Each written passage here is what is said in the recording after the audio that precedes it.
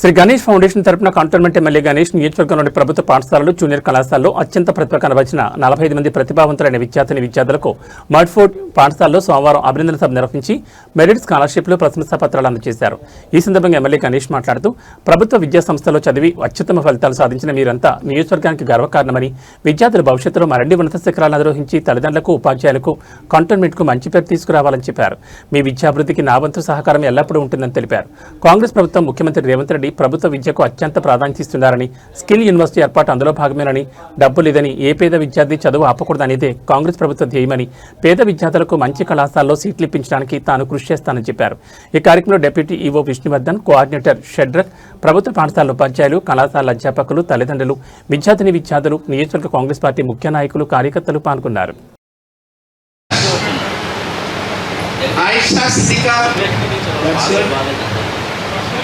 Ahmad Nituri, R. Rajesh, Sai Vardhan, Jagdish Raj,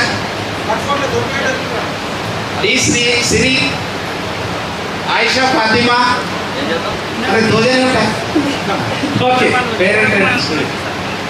ఇక్కడ మీరు చూస్తున్నారు, పిల్లలు ఎంత ప్రతిభావంతంగా మంచి మార్కులు సాధించేసి పాఠశాల స్థాయిలో, మండల స్థాయిలో, జిల్లా స్థాయిలో కూడా ఉత్తమ ప్రతిభ కనబరిచినటువంటి విద్యార్థులు ఇక్కడ మీకు కనబడుతున్నారు. మీ తల్లిదండ్రులుగా మీకు అర్థమవుతుంది మా యొక్క కృషి పట్టుదల ఎంతైతే మేము చేస్తున్నామో.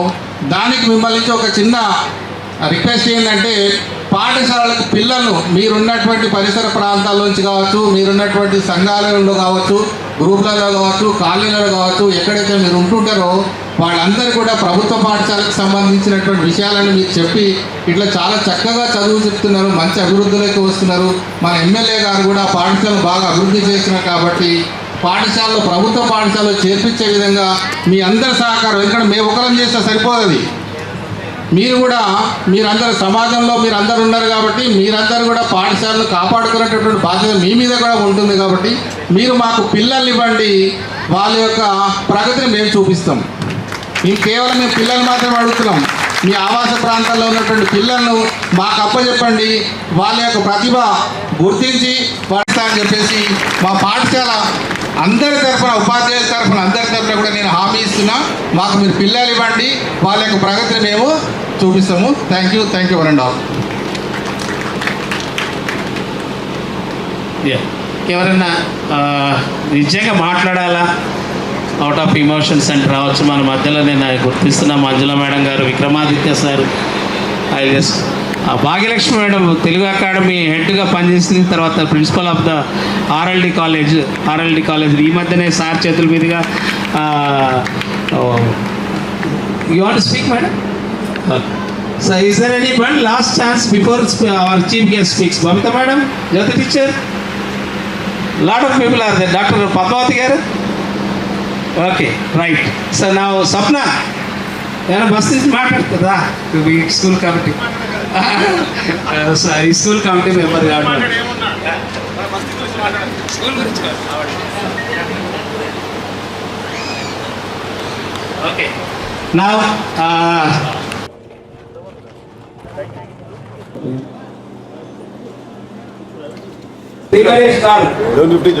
ఏది చేసినా విద్య కోసం ఏదైతే కార్యక్రమం చేపడతారో ఈ విధంగా ఉంటుంది. ఆయన ఆలోచనలు ఏ విధంగా ఉంటాయి అనేది ఈ వేదిక తర్వాత ఈ స్టేజ్ ఈ పేరెంట్స్ చూస్తే అర్థమవుతుంది. సార్ ఇంతకుముందు ఒక ప్రోగ్రామ్ చేసిండు, ఒక 1 year back best teachers awards programme చేసిండు. You might be remembering teachers, our teachers. ఒక టీచర్ ఫోన్ మీరు గొప్పగా ఫీల్ అవుతారు, మీ లెక్చరర్స్ పడ్డ కష్టము. మీ పేరు శిల్ప, నేను చర్చస్ మట్ఫోర్డ్ స్కూల్లో చదువుతున్నాను. దీనివల్ల మాకు చాలా అవకాశాలను తీసుకుంటాం. గవర్నమెంట్ గర్ల్స్ హై స్కూల్లో పనిచేస్తున్నాను. అయితే మేము క్లాస్లో పిల్లలకి ఏం చెప్తాను సార్, కష్టపడండిరా, పైకి వస్తారు, మంచి రిజల్ట్ వస్తారని చెప్తాం. అయితే ఆ రిజల్ట్కి గుర్తింపు మీరు ఇచ్చి మీరు వాళ్ళని ఎంకరేజ్ చేస్తున్నారు సార్. మా స్కూల్ హెచ్ఎంస్ టీచర్స్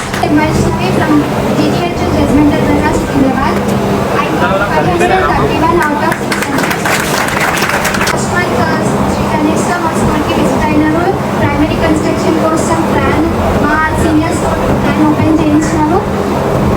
స్కూల్కి కావాల్సిన నీడ్స్ ఇంకా నెసెసరీ. నా పేరు క్రిస్టియన్ పాల్, నేను డాక్టర్ అమ్మ జూనియర్ కాలేజ్లో చదువుతున్నాను. నాకు 968 మార్క్స్ వచ్చాయి. మీ ముగ్గురం గర్ల్స్ అన్నమాట. మా డాడీ ఇంకా స్టిల్ స్ట్రగుల్ అవుతూ మమ్మల్ని చదివిస్తున్నారు. అండ్ బుక్స్కి ఫీజ్కి అన్నిటికీ మా డాడీయే చూసుకుంటున్నారు. అండ్ ఇలాంటి స్కాలర్షిప్స్ కోసం ఐఎమ్ వెయిటింగ్ ఫర్ ఇట్.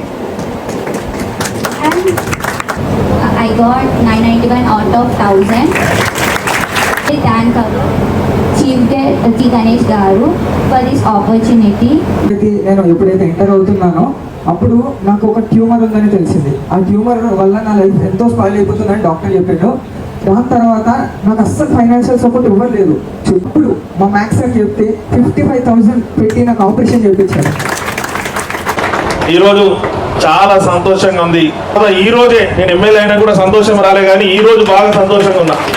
ఏదో నా చేతుల మీద దేవుడు పెద్ద పని చేయడానికి నన్ను పుట్టించినని ఈ రోజు అర్థమైంది. ఎందుకంటే స్టూడెంట్స్ మాట్లాడుతుంటే, పేరెంట్స్ కానీ టీచర్స్ మాట్లాడుతుంటే, ఇది అందరితోటి దేవుడు అవకాశం ఇవ్వడు. చేయాలన్నా కూడా కొందరికే అవకాశం ఇస్తాడు. అవకాశం నాకు ఇచ్చినందుకు దేవుడికి, నా వేదిక మీద ఉన్న మా టీం మెంబర్స్ ఎవరైతే కాంగ్రెస్ నాయకులందరూ నేను గెలవడానికి నేను ప్రజల దగ్గరికి వెళ్ళి ఓటేపించి వాళ్ళతో కన్విన్స్ చేసిన జయవర్ధన్ చెప్పినట్టు నిన్న కూడా జేసీఐ తరఫున పిల్లలు చదువుకున్న గవర్నమెంట్ స్కూల్లో చదువుకున్న పిల్లలకి ప్రోత్సహించడానికి వాళ్ళు కూడా స్కాలర్షిప్స్ అవార్డ్స్ ఇచ్చారు. ఇక్కడ దాకా ఇక్కడ వేదిక మీద ఉన్న వాళ్ళందరూ వచ్చిరంటే ఒక సింగిల్ డేలో రాలే, అందరికీ సంవత్సరాలు పట్టింది. సంవత్సరాలు పట్టిన తర్వాత కూడా మనం మంచి పని చేస్తే మళ్ళీ మళ్ళీ అవకాశం వస్తుంది. మంచి పని చేయకుంటే ఎవరికి అవకాశం రాదు. కాబట్టి రోజు చాలా గర్వించే విషయం ఏంటంటే మన కంటోన్మెంట్లో చదువుకుంటున్న గవర్నమెంట్ స్టూడెంట్స్ మంచి మార్కులతో పాస్ అయ్యి, ప్రతి అమ్మనైనా కళ ఏముంటుంది, క్రిస్టినా వచ్చినప్పుడు ముగ్గురు బిడ్డలు మేము, మా తండ్రి ఎంతో కష్టపడి మాకు చదివిస్తుండు, ఇద్దరు డాక్టర్లు నేను ఐఏఎస్ కావాలని వాళ్ళు చెప్పడం అంటే ప్రతి అమ్మనైనా తన పిల్లలు డాక్టర్లు, ఐఏఎస్లు, ఇంజనీర్లు, ఐపీఎస్ కావాలనుకుంటారు. అలాంటి వాళ్ళు ఎవరైనా అనుకోని ఆశ పెట్టుకొని మట్కోట్ గవర్నమెంట్ స్కూల్లో మన కంటోన్మెంట్ నియోజకవర్గంలో 10th క్లాస్ వాళ్ళు inter first, inter second year government school కాలేజీలో చదువుకొని ఫస్ట్ క్లాస్లో పాస్ అయిన వాళ్ళకి, ఎవరికైతే హైయెస్ట్ మార్క్స్ వచ్చిందో వాళ్ళకి ఒక స్కాలర్షిప్లు, వారికి ఒక అవార్డులు ఇవ్వడం జరిగింది. ఈ అవార్డులు, స్కాలర్షిప్ ఒక ముఖ్య ఉద్దేశం ఏంటంటే, ఈ గవర్నమెంట్ స్కూల్లో చదువుకున్నారంటే అత్యధిక శాతం పేదవాళ్ళే. కాబట్టి ఈ పేదవాళ్ళకి బాగా ముందు కూడా చాలా చదువుకొని ముందుకు పోవాలంటే ప్రోత్సాహం కావాలా. ప్రోత్సాహం గురించి ఈరోజు అవార్డు, స్కాలర్షిప్ ఇవ్వడం, నేను వాళ్ళకి సపోర్ట్గా భరోసాగా ఉన్నానని చెప్పడానికి ఈరోజు పేరెంట్స్, టీచర్స్ కూడా సన్మానం చేశాం ఇక్కడ.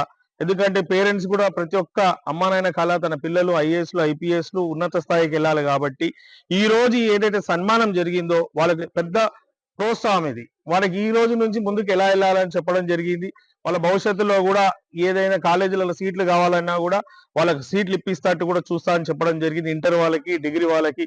ఎందుకంటే గవర్నమెంట్ ఒక కండిషన్స్ పెడుతుంది ఎన్ని కాలేజెస్ కి, ఆ కాలేజీలో కొంతమంది పేదవాళ్ళకి ఉచితంగా విద్య అందించాలి. కానీ అలా ఉందో లేదో తెలియదు. కాబట్టి ఇక్కడ ఎవరైతే ఉన్నారో, ఎవరికి అవసరం అని తెలిసినా కూడా వాళ్ళతో మాట్లాడి వాళ్ళకి ఫ్రీ ఎడ్యుకేషన్ ఇప్పించే బాధ్యత కూడా తీసుకుంటా అని చెప్పడం జరిగింది.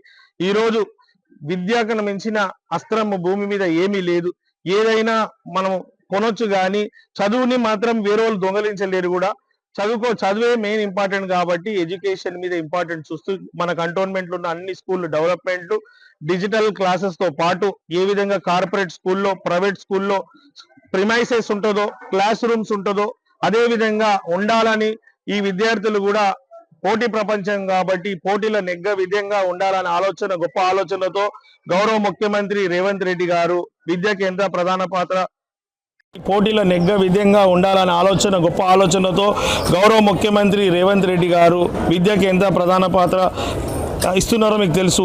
నేషనల్ బడ్జెట్లో 4% అయితే మన స్టేట్ బడ్జెట్లో 8% ఇస్తారు ఎడ్యుకేషన్కి ఇచ్చే అంత ఇంపార్టెన్స్. ఎందుకంటే ఏదైనా జీవితాలు మారాలైనా, కుటుంబాలు మారాలైనా, రాష్ట్రం, దేశం మారాలంటే విద్యతోటే మారుతుంది. కాబట్టి చదువుకున్న వాళ్ళు ఎక్కువ ఉంటే డెవలప్మెంట్ కూడా బాగా అవుతుంది, అన్ని విధాల మేలు అవుతుంది. కాబట్టి సమాజానికి మంచిది. కాబట్టి దీనికే ప్రాధాన్యత ఇస్తున్న అదే భాగంలో ఈరోజు శ్రీ గణేష్ ఫౌండేషన్ ద్వారా ఈ యొక్క స్కాలర్షిప్స్ ఇక్కడ నుంచి స్టార్ట్ అయింది. ముందు కూడా అందరికి ఇస్తూ, ఇదే కాకుండా కొంతమంది గవర్నమెంట్ స్కూల్సే కాకుండా ప్రైవేట్ స్కూల్లో కూడా చదువుకుంటారు.